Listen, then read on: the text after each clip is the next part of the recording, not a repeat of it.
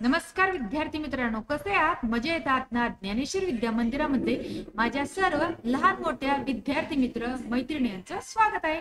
आज मी माझ्या विद्यार्थी मित्रांसाठी एक मस्त अशी बोधकथा घेऊन आले। पण बोधकथेचं नाव सांगण्या अगोदर मुलांनो, तुम्ही आतापर्यंत आपल्या ज्ञानेश्वर विद्या मंदिराला सबस्क्राईब केलं नसेल तर लगेच सबस्क्राईब करून घ्या।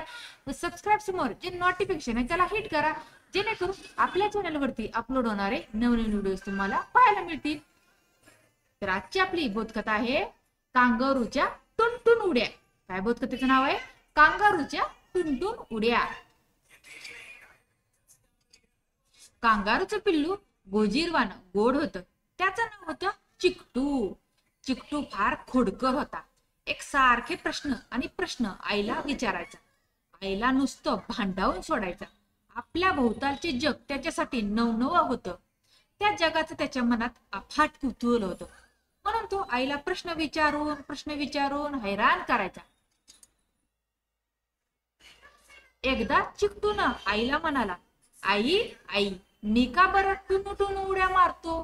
मी आकाशात या पक्ष्यासारखं उडू शकत नाही, पाण्यातल्या माशासारखं मला पोहता का येत नाही, आणि या मगरीसारखं या सरड्यासारखं घसरगुंडी करीत पोटाने सरपटू का शकत नाही?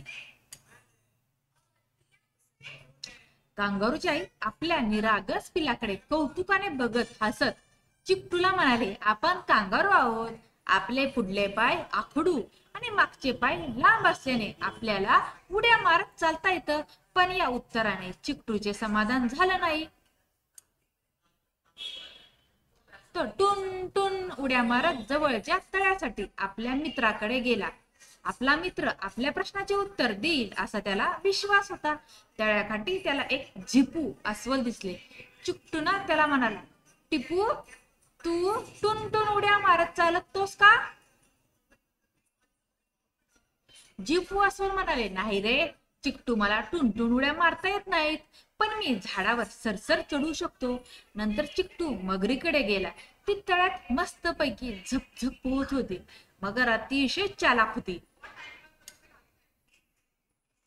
ती चिकटूला म्हणाली, मी पाण्यात मस्त पैकी पोहू शकते, मी पाण्यातच राहते, पण मला झाडावर सरसर चढता येत नाही आणि जमिनीवर टुनटुन उड्या मारत पळताही येत नाही। माझं म्हणणं कळलं का तुला? चिकटूला लक्षात आलं, सृष्टीत सर्व जीवांना निसर्गाने काही ना काही वरदान दिलं आहे।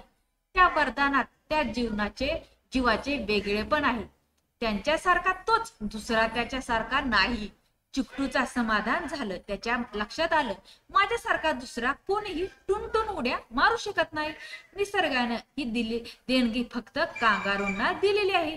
हेच माझं वेगळेपण आहे, तीच माझी खरी ओळख आहे, हे चिकटूला समजलं। तर अशा प्रकारे कांगारूच्या टुनटुन उड्या। तुम्हाला ही कथा आवडली असेल तर कथेला जास्तीत जास्त शेअर करा। चॅनलवर नवीन असणारे चॅनलला सबस्क्राईब करा। धन्यवाद।